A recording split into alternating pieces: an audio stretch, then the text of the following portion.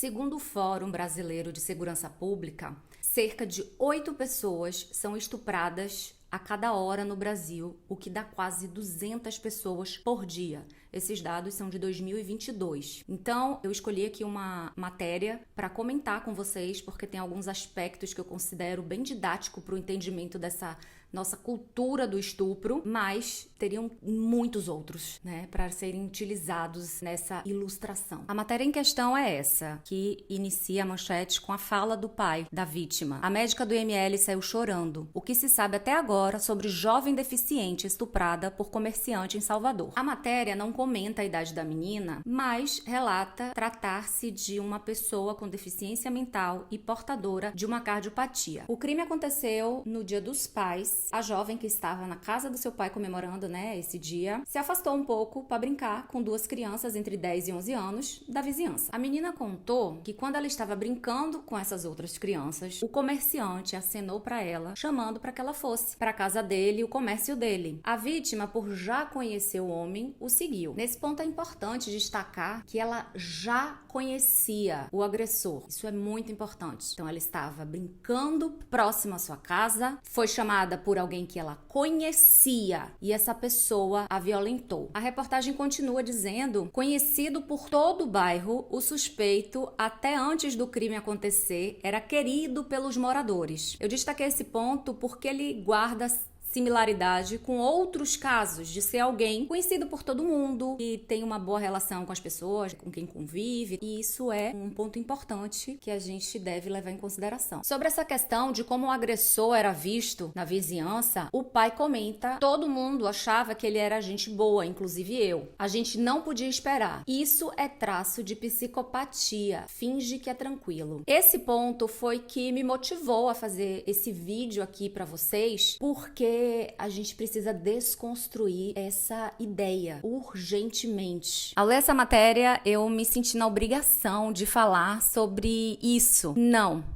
Provavelmente não é um traço de psicopata. As agressões, as violências, os estupros sofridos por mulheres, crianças, enfim, por pessoas vulneráveis, não dizem respeito a essa questão de alguma psicopatia, alguma patologia, algum distúrbio, algum transtorno, enfim, qualquer dessas palavras que normalmente as pessoas utilizam diante de uma situação de impotência, de revolta, enfim. Eu entendo o quanto diante de tudo isso, a gente querer buscar uma explicação, algo que justifique uma atitude tão tenebrosa como essa, mas algo que eu preciso dizer, que muita gente já fala, debate sobre isso, é que não, a gente não pode patologizar esse tipo de comportamento que, na grande maioria das vezes, não diz respeito a nada nesse sentido. Acredito ser fundamental a gente passar a chamar as coisas pelos devidos nomes e não tentar buscar, talvez, justificativas mais simples, colocar a culpa no outro, e não é essa a justificativa. A gente precisa, enquanto sociedade, se responsabilizar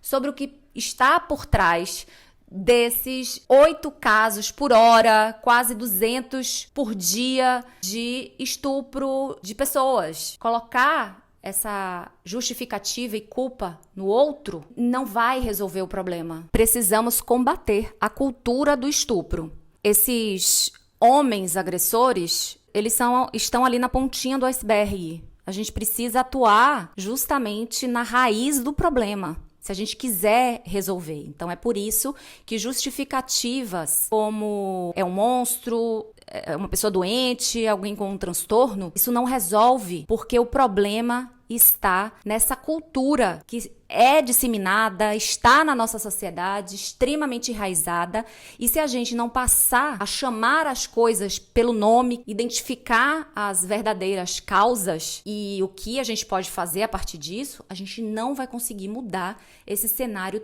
tenebroso para as pessoas vulneráveis em nosso país. Para começar, como mostrado na reportagem, os agressores, na grande maioria das vezes, são homens. E homens normais, homens da vizinhança, homens queridos por todos, homens próximos, às vezes até familiares. E a gente precisa falar sobre isso. Precisa falar sobre isso, que não estamos lidando com algo da ordem da doença ou algo do sobrenatural, quando as pessoas adjetivam esses agressores como monstros ou algo do tipo. Não, são homens. A gente precisa nomear as coisas como são. Vou repetir isso mais uma vez, tá? A gente precisa nomear as coisas como são. A partir do momento que a gente sai desse contexto de doença ou do sobrenatural, a gente oportuniza uma discussão sobre os verdadeiros motivadores, as verdadeiras questões por trás de, mais uma vez, quase 200 casos de pessoas estupradas por dia em 2022, segundo o Fórum Brasileiro de Segurança Pública. Então, se a gente não colocar um olhar real, concreto em cima dessas questões, a gente não vai conseguir soluções da mesma ordem. Eu entendo que pensar em alguém próximo, e talvez alguém próximo até do seu lado nesse momento, como um potencial agressor, possa ser perturbador. Mas, infelizmente, é a partir dessa consciência de que são pessoas próximas que cometem esse tipo de atrocidade, é que a gente vai conseguir refletir sobre o que leva essas pessoas a terem esse tipo de comportamento, a se acharem no direito de violentarem os corpos vulneráveis. E eu não digo nem só de mulheres, mas temos outras vítimas, como nesse caso uma menina, geralmente crianças, meninos também são vítimas de abusos. Então a gente precisa entender o que leva essas pessoas a pensarem dessa forma. E algumas alternativas para lidar com isso passa por essa consciência, como eu disse, pelo combate à objetivação dos corpos das mulheres e também passa pelo combate à eliminação, erradicação, enfim, da masculinidade tóxica. Então perceba que a lógica desse machismo, ele afeta as mulheres, que são vítimas, mulheres ou crianças, enfim, essas pessoas vulneráveis, mas afetam também os homens.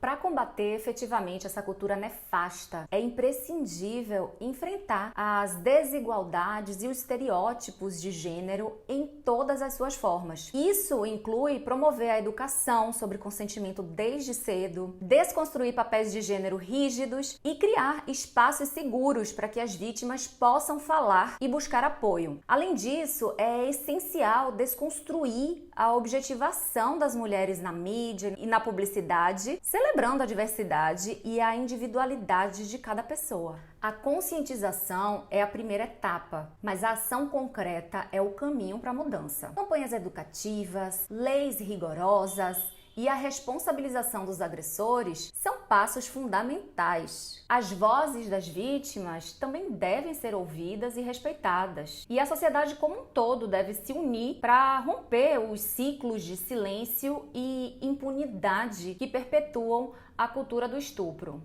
Ao desafiar as normas prejudiciais que sustentam essa cultura, estamos construindo um futuro mais igualitário e seguro para todo mundo. Cada pessoa tem um papel a desempenhar nessa luta, trabalhando em conjunto para erradicar a cultura do estupro e criar um mundo onde todas as pessoas possam viver sem medo e com dignidade.